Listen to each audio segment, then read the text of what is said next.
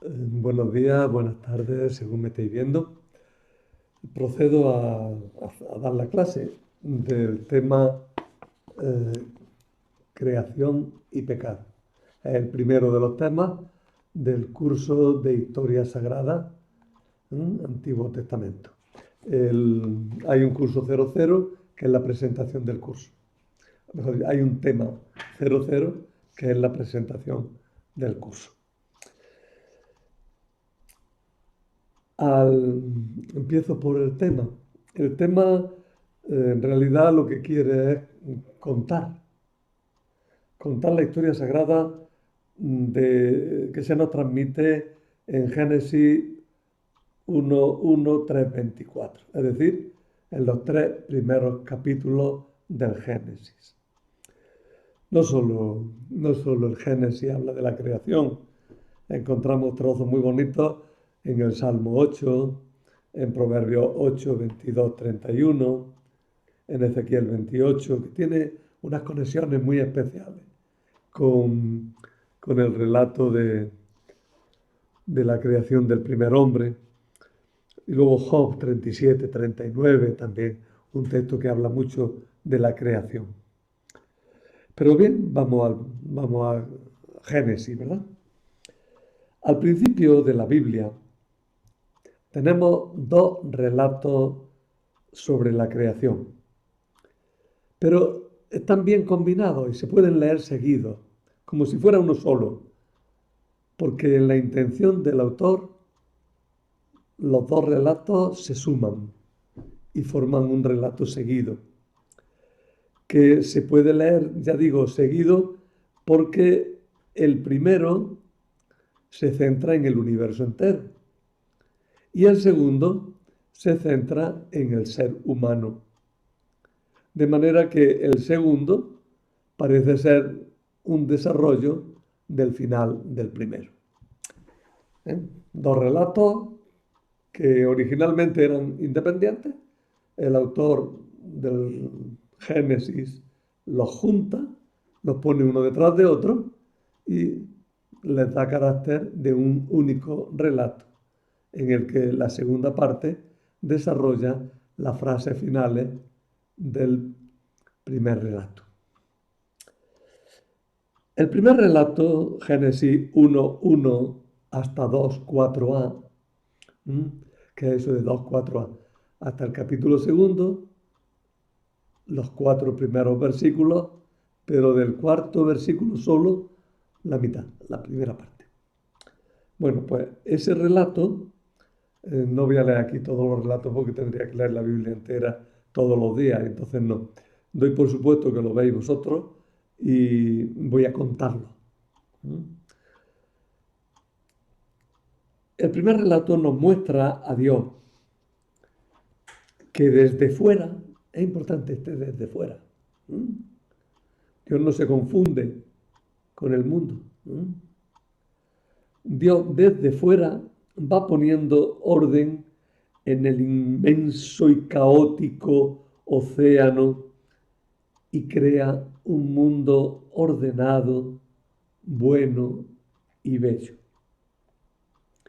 El segundo relato no parte de un océano, sino que parte de una estepa desértica, árida, estéril, en la que Dios, tras hacer brotar las aguas, crea un jardín en el que pone al ser humano y a los animales. Todo comienza con un título. Al principio creó Dios el cielo y la tierra. Bueno, insisto en una cosa que ya dije en la presentación. Utilizo la Biblia de la Conferencia Episcopal Española. En el primer tema justifico por qué. Al principio creó Dios el cielo y la tierra. Es como el título. Y enseguida empieza el relato. Lo primero fue un caos inmenso, oscuro, confuso, viento huracanado, abismo insondable, nada y vacío. Y por encima de todo, Dios aleteando como una gigantesca y poderosa gaviota sobre el mar. Gaviota o águila, lo que queráis. El Espíritu de Dios se cernía sobre las aguas. Entonces empezó la labor. Dios creó la luz, se cercioró de que estaba bien hecha y la separó de la oscuridad. Así hubo día y noche, y la sucesión de los días y las noches dio lugar a los tiempos, los días. Ese fue el día primero. Entonces, el segundo día, Dios separó las aguas de arriba de las aguas de abajo y estableció una inmensa bóveda transparente para impedir que volvieran a mezclarse las aguas. A esa bóveda la llamó cielo. Mirad, así concebían los israelitas el mundo. Eran terraplanistas. ¿Veis? Arriba aguas que se comunican con las aguas de abajo. Ellos pensaban que había una agua arriba y una agua abajo y una agua entre las tierras. Esa era la imagen. Tened esa imagen en la mente.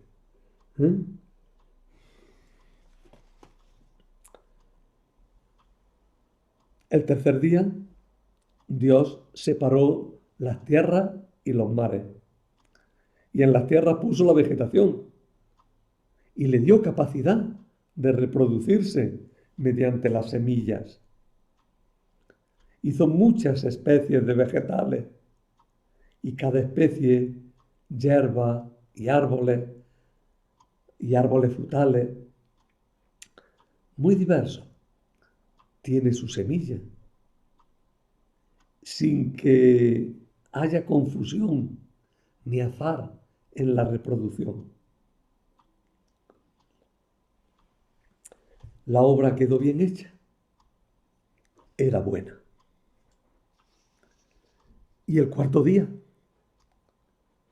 hubo que poner orden en el cielo y Dios creó los astros y les puso como jefes al sol y la luna, encargándoles que mantuvieran el orden de los días y las noches y determinaran los tiempos de la fiesta.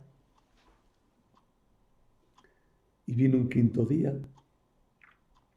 Y creó Dios entonces los animales del agua y los animales del aire, es decir, los peces y las aves, los monstruos marinos y los pájaros del cielo.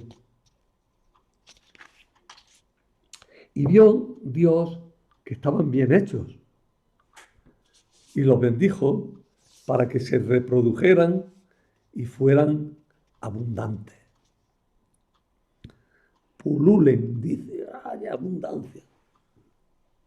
Y el sexto día tuvo Dios gran tarea, pues creó primero reptiles y luego animales salvajes y luego las bestias del campo que habían de ayudar a los humanos.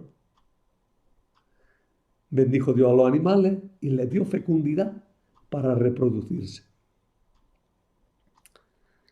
Y ya, con todo en orden y funcionando bien, Dios creó al ser humano en su doble forma de hombre y mujer. Le dio el encargo de cuidar de todo lo creado para que fuera imagen suya en la tierra. Y lo bendijo para que fuera fecundo y se extendiera por toda la tierra. Entonces, a los hombres y animales les dio como alimento todo el mundo vegetal que crecía en la tierra. Dios revisó todo, vio que era bueno, que funcionaba, que había armonía, todo estaba creado. Entonces, el séptimo día, el sábado, llegó el descanso para Dios. Dice el relato. Y habiendo concluido el día séptimo la obra que había hecho, descansó el día séptimo de toda la obra que había hecho. Bendijo Dios el séptimo día y lo consagró, porque en él descansó de toda la obra que Dios había hecho cuando creó. Fijaros dos o tres cosillas. Los días comienzan con la caída del sol. Por eso se dice, hubo tarde, hubo mañana. Primero en la noche y luego en la mañana. Se corresponde con lo que ha dicho en la creación. Había oscuridad y creó la luz. Primero la oscuridad, ahora la luz. Segundo, el autor deja claro que nada hay divino fuera de Dios. Quizás esta sea la afirmación más fuerte, más radical. Nada hay divino fuera de Dios. Todo es obra suya. Sobre todo, Dios ejerce un poder indiscutible. Por eso se destacan las realidades que los paganos consideraban divinas, en especial los astros y la fecundidad. La fecundidad no es algo divino, es algo de la creación, algo creado por Dios, que era bueno y vio Dios que era muy bueno. Y los astros, todavía la gente hace los horóscopos, ¿no? Los paganos creían una divinidad de los astros.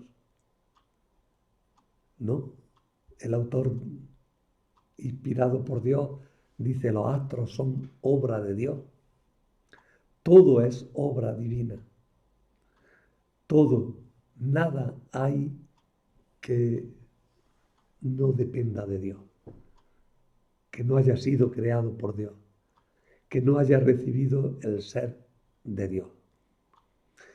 Esta insistencia en la unicidad divina tiene mucha importancia, porque también es una insistencia en la unidad como criatura de todo lo que existe fuera de Dios. Todo está creado, nada está por encima de Dios. Una tercera cosa que hay que destacar es que la creación se describe como una semana, porque tiene como objeto presentar al sábado como día de la plenitud y destacar así su importancia. 6 días de creación, 1 de descanso. Y por último, se destaca que las fiestas tienen un orden natural, regido por los astros del cielo. Es muy interesante en la polémica de la Biblia que hace con las otras religiones, que nunca es una polémica extremista, sino que siempre va a lo esencial. Vosotros decís que los astros son divinos. Mira, bueno, los astros tienen mucha importancia. Los astros pueden influir en los hombres. Los astros pueden hacer muchas cosas. Dios los ha puesto ahí para algo. Pero Dios los ha puesto. El sol y la luna. Qué grandes, qué bonitos, qué importantes son. Son los jefes de todos los astros. Ellos pensaban en los cielos como un ejército que tiene unos jefes. Ese ejército de los cielos, las estrellas, el ejército de los cielos, tiene unos jefes, el sol y la luna. Pero esos jefes son también obra de Dios. Y esto se lo dice a gente que le tenía una devoción al sol y a la luna muy grande. ¿Eh? El sol y la luna pueden ser los jefes del ejército de los cielos, ¿vale? Pero los ha creado Dios y los ha puesto Dios. Y es Dios quien le ha dado su poder y quien le ha dado su carácter. Eso es lo que importa. Luego lo otro lo investigáis vosotros. Dice Dios. No lo digo yo, lo dice Dios. Y una vez que ha acabado eso, empieza otra vez. El relato bíblico vuelve atrás para describir la creación del ser humano más detenidamente. Ahora no se nos habla del universo de los astros, sino del sentido de la existencia de la humanidad. Todo, me han llamado por teléfono y ya me han armado un poquillo de lío, pero bueno, vamos. Era un teléfono además de los que venden cosas. Bueno, estábamos diciendo que el relato bíblico vuelve atrás para describir la creación del ser humano más detenidamente. Ahora ya no se habla del universo de los astros, del sentido de la existencia de la humanidad. La perspectiva es bastante distinta. El mundo inicial ahora no es un océano, es una estepa. Un terreno llano, que no produce, seco, desértico. Nada puede crecer porque no hay lluvia que fecunde la tierra ni nadie que la cultive. Pero de pronto una fuente empieza a brotar y se convierte en 4 grandes ríos. Son los 4 grandes ríos del mundo. Los que ellos pensaban que eran los 4 grandes ríos del mundo. El Indo está muy lejos, por el oriente. El Nilo está muy lejos al sur. Y el Tigris y el Éufrates, que casi los podemos controlar, esos están más cerca. Esos 4 ríos fecundan la tierra. Y bueno, y el Mississippi, y el Congo, y el Yangtze. Los israelitas no sabían de todo eso. Ni del Amazonas tampoco.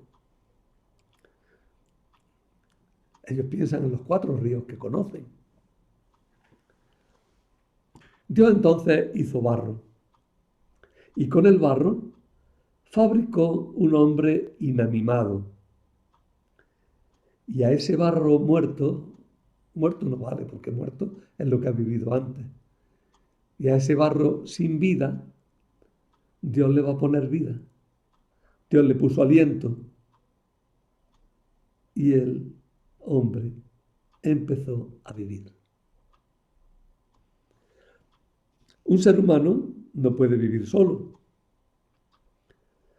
Ni siquiera tampoco, ni puede vivir en un desierto improductivo. Por eso Dios mismo, planta un jardín en medio del cual planta 2 árboles sagrados. 2 árboles sagrados. El árbol de la vida y el árbol de la ciencia, del bien y del mal. Este jardín estaba en Edén. ¿Y dónde está Edén? Allí más allá. En una región lejana y desconocida. Mirad que los israelitas, los judíos antiguos, no sabían geografía, ni compraban un atlas, ni tenían el Google Maps. No conocían geografía. Conocían lo que estaba cerca, lo que controlaban. Allá por donde había ido un caravanero que se lo contó. Entonces, Edén, ¿dónde estaba? Bueno, Edén parece que es un nombre de Mesopotamia, pero ellos lo conciben lejos, muy lejos, allá donde no llegamos. Es lejana y desconocida, pero a la par cercana y localizable. Los ríos que la cruzan son los ríos que conocemos, los que hemos dicho, lo lejano y lo cercano. El Edén es la tierra entera, tal como la conocemos, pero también llena de maravillas que tenemos que descubrir. Hace unos pocos días he releído 20.000 viajes, 20.000 leguas de viaje submarino. Y es sorprendente que Julio Verne, finales del siglo XIX, primeros del XX, no se cansa de describir las maravillas que hay debajo del mar. Lo mismo hace cuando hace el viaje al centro de la Tierra. Imagina un camino lleno de maravillas, de cosas que nos asombran, que no conocemos. Si ahora os metéis en YouTube, así buscando cosas, como no a tiro fijo como habéis ido para leer, para oír este vídeo. Si os metéis en YouTube buscando así a voleo, veréis que hay muchos vídeos que hablan de las maravillas que está descubriendo la nueva sonda que han enviado a la NASA, creo que ha sido. La nueva sonda, las maravillas que va descubriendo, lo que sorprende. Hay que escribirlo todo, dicen de vez en cuando. Bueno. La tierra entera, conocida y desconocida. En esa tierra entera, conocida y desconocida, Dios ha plantado un jardín en Edén. Y ahí ha puesto al hombre.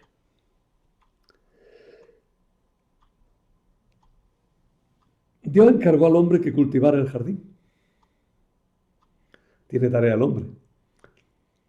Aquí todavía heredamos una mentalidad todavía más antigua de los mesopotamios, que decían que Dios había creado a los hombres para quitarse trabajo de encima, para que le cultivaran el jardín.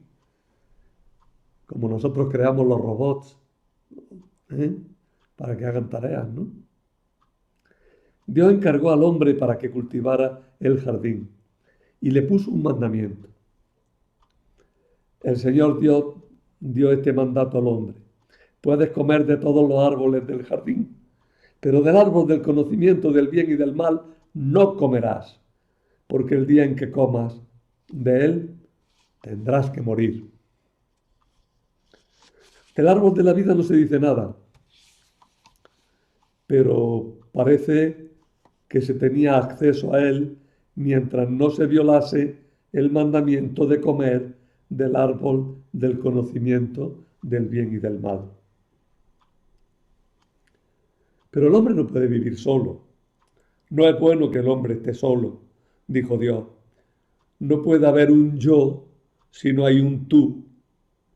Para remediar esta soledad, Dios creó los animales. Pero los animales no son un tú para el hombre. Y el hombre seguía solo. A pesar de todo, el hombre tomó posesión de los animales imponiéndoles el nombre. Aquella famosa canción de Bob Dylan. El hombre puso nombre a los animales en el principio, que luego el gamberro de Sabina tradujo: el hombre puso nombre a los animales en bikini, en vez de in the beginning, que decía Bob Dylan, ¿no? Bueno, dejadme, una tontería.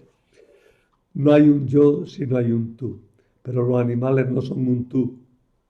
Sin embargo, el hombre tomó posesión de los animales imponiéndoles el nombre.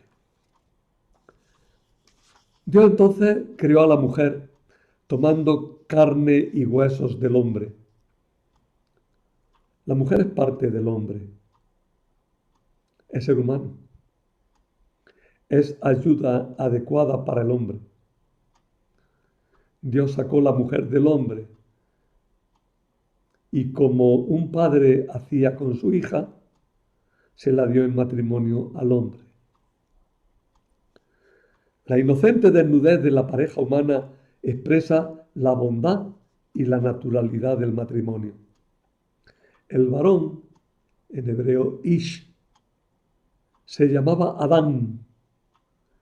Adán significa hombre, ser humano. En realidad a Adán se le puede decir al hombre y a la mujer. Pero a la mujer se la llamará Isha. O sea, podríamos decir varona, porque es como el varón y a la par distinta de él. El juego de palabras Ish, Isha no se puede hacer en castellano porque es hombre, varón, mujer, ¿no? Algunos lo intentan, hombre, hembra, ¿eh? Varón, varona. No, no se puede traducir el juego de palabras, pero en hebreo sí era fácil. Ish, hombre, varón, Isha, mujer.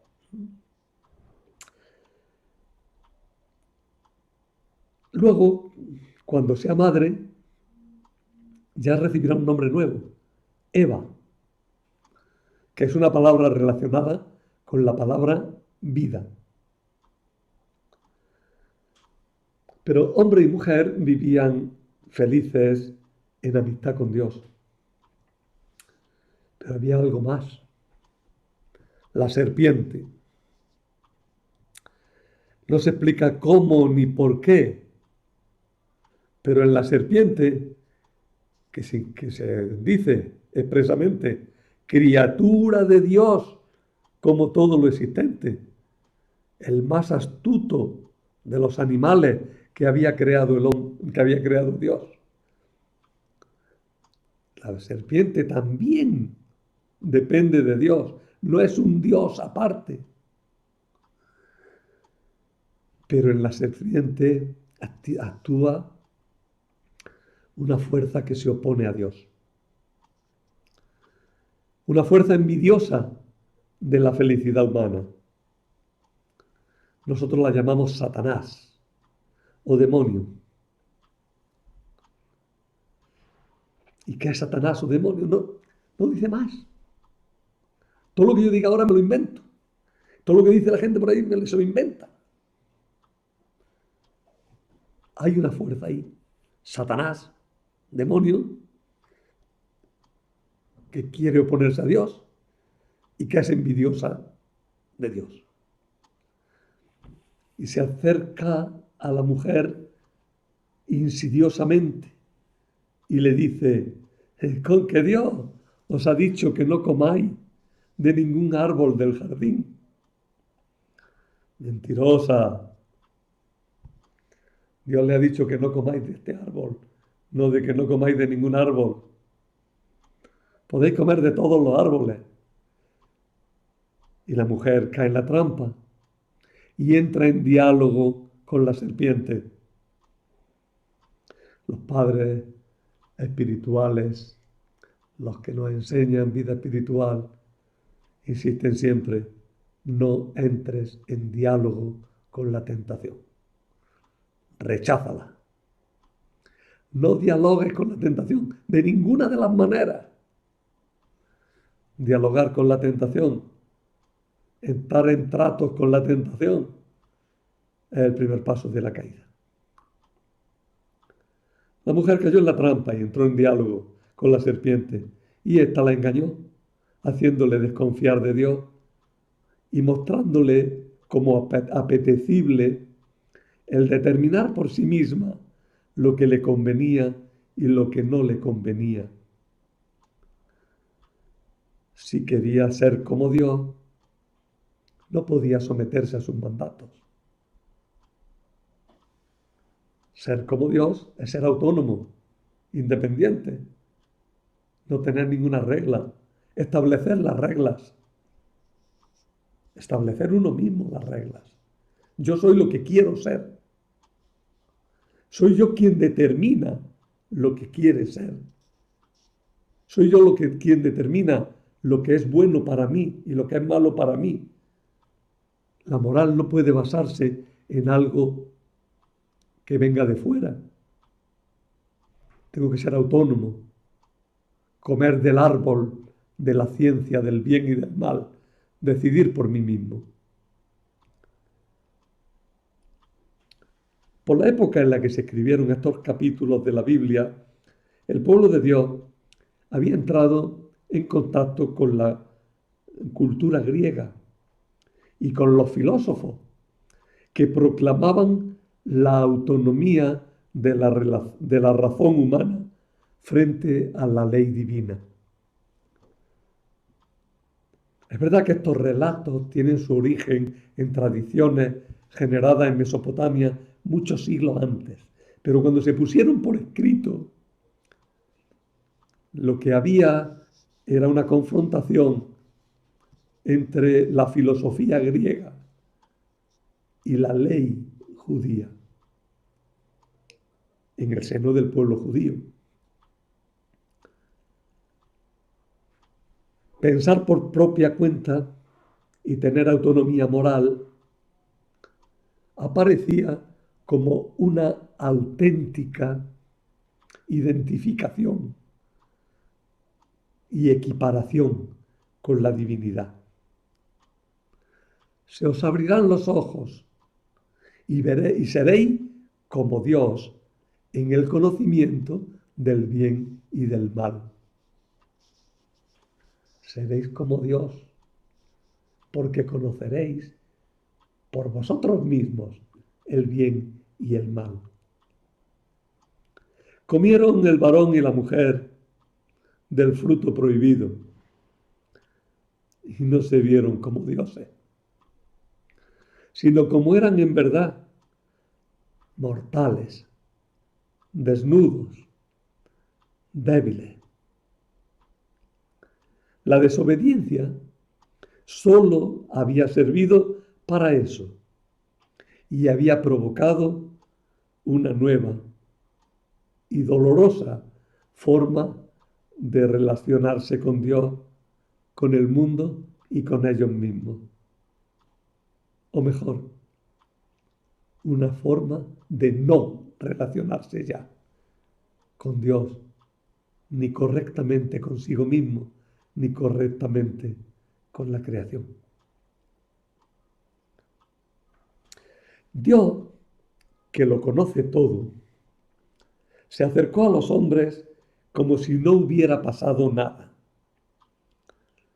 Pero los hombres ya no veían a Dios como amigo, sino como peligroso. Dios aparece como el misterio fascinante, pero también como el misterio tremendo al que se le teme. Por eso son expulsados del paraíso y se les anuncian las penalidades que pasarán. A pesar de todo, Dios hizo comprender a la pareja humana que su ruptura con Él implicaba dolor, trabajos, soledad, muerte, pero los auxilió dándoles la ropa que tapaba su vergüenza y los humanizaba frente a los animales desnudos. Y sobre todo, les hizo una generosa promesa de salvación, que nosotros conocemos como el protoevangelio, o primera buena noticia. Protos primera, evangelio, buena noticia. El protoevangelio, la primera buena noticia.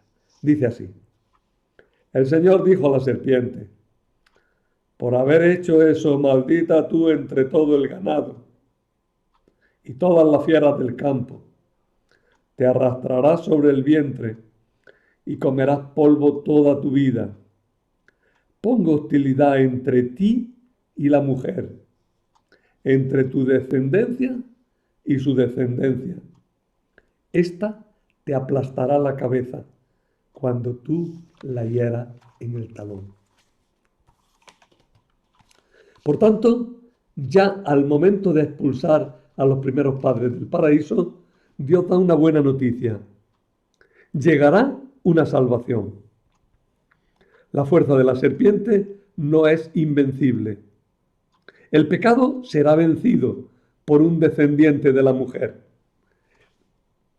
La Iglesia ha visto siempre en estas palabras un anuncio de la salvación que nos llegará por Cristo, el Hijo de María.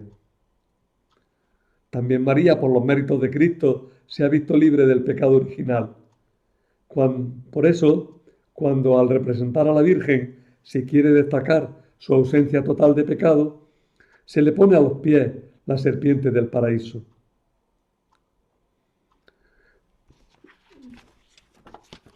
Y mirar esta imagen tan bonita de Tiepolo. ¿Veis se ve la serpiente debajo? ¿La veis ahí o no? La serpiente abajo, debajo de los pies, ¿no? Con la manzana en la boca. ¿La veis ahora? La manzana en la boca. Eso es típico de todas las representaciones de la Inmaculada. Es muy interesante el comentario que la Biblia de Jerusalén hace.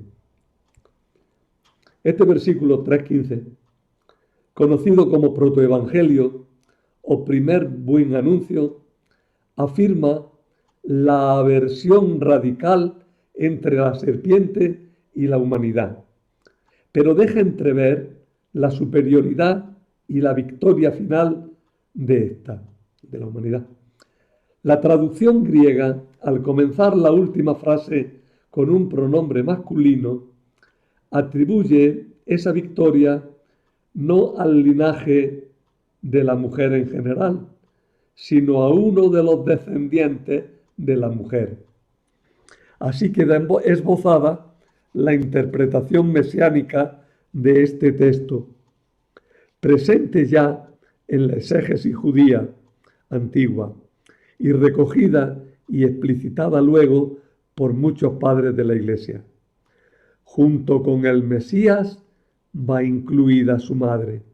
De ahí que la interpretación mariológica de la traducción latina ipsa conteret capuntum, ella pisará tu cabeza, se ha hecho tradicional en la Iglesia. Para expresar todo esto que hemos contado, ya estamos casi acabando, para expresar esto, el autor bíblico echó mano de las narraciones que hablaban de la creación de los hombres y de sus relaciones con el mundo divino, tal como se contaban en las culturas de Mesopotamia desde hacía muchos siglos. Pero corrigió todo para que quedara claro que no hay dioses fuera de Dios, que Dios es bueno y que quiere el bien del hombre, y que la muerte, tal como la experimentamos, es fruto de nuestro pecado. Y ahora, ya sí que para terminar, dos notas culturales sobre aquella época. Al final del relato dice que un querubín o querubines se pusieron en la puerta. El querubín es una figura mitológica que se representaba en el culto de Mesopotamia como un toro con alas y con rostro humano, guardando puertas. A ver si yo cojo bien esto. Eso, a ver si lo llevo al centro. ¿Lo veis? Eso que está en el centro de la pantalla sería un querubín? Toro, con alas, coronado, con cabeza humana, regia. También a veces las figuras eran más estilizadas para los querubines. En el mural de Mari, Mari no es una señora, es una ciudad. En el mural que se encontró en la ciudad de Mari, hoy que se me mueve la mano, se ven los querubines. ¿Se enfoca ahora? Sí, ¿verdad? Ahí entre los dos árboles, una figura con alas. Ahí la veis o no, entre los dos árboles. Es que si meto el dedo, lo meto al revés. Sí lo veis, ¿verdad? Una figura con alas. Ese es un querubín. Ahora explico un poquitillo eso. Bueno, en la Biblia, sin embargo, son servidores de Dios, que se representan con alas y figura indeterminada. En la Biblia no explica la figura, pero con alas sí. Y esa figura, lo que sea, permite que Dios cabalgue sobre ella. Se los presenta también como protectores de los lugares u objetos especialmente santos. Por eso se ponen sobre el arca. Sobre el arca se ponen querubines. Y se habla de Dios como Dios que cabalga sobre querubines o que se posa sobre querubines. En el Génesis, un querubín será el encargado de impedir la entrada al paraíso, armado con una espada de llama oscilante. El tema de la llama oscilante, de la espada de llama oscilante, es independiente del tema de los querubines. Pero aquí en la Biblia se juntan. Y el querubín va a tener en la mano, parece que ya no lo concibe como un toro, pero tampoco pasa nada porque levante la mano, una espada flameante que impide la entrada al terreno de lo divino. Bueno, sobre la mitología se ha hecho un relato, pero cargado de sentido, cargado de mensaje, que nos transmite un conocimiento nuevo acerca de Dios y acerca de nuestras relaciones con Dios. Hay un mural que se descubrió en las ruinas de Mari, relativamente bastante bien conservado, que es el que os he mostrado antes. Tenéis aquí, ¿veis? Este mural describe la coronación del rey Sinrilim, que era del siglo XIX a.C. Y ahí aparecen muchos temas comunes con el relato del Génesis. Mira, veis abajo, en el centro abajo, que hay dos figuras humanas, son dos diosas, que tienen en la mano una jarra o un bote. Y de él salen, de cada uno de ellos, salen cuatro chorros de agua. Son los 4 ríos. También el rey como lugarteniente de Dios, los árboles sagrados, que los querubines que protegen el lugar sagrado. Bien, todo eso tiene conexiones con el Génesis, ¿verdad? Eso es una mentalidad ambiente. En esa mentalidad ambiente, en esos relatos que se corren por un lado y por otro, con ese lenguaje cultural, es como se expresa este relato de la creación. Entonces no es más que un mito. No, hombre, no. Tiene elementos míticos antiguos, ¿verdad? Pero desmitologizados, es decir, utilizados para transmitir un mensaje válido, una revelación que hace auténticamente Dios sobre el sentido de nuestra existencia. Y nada más.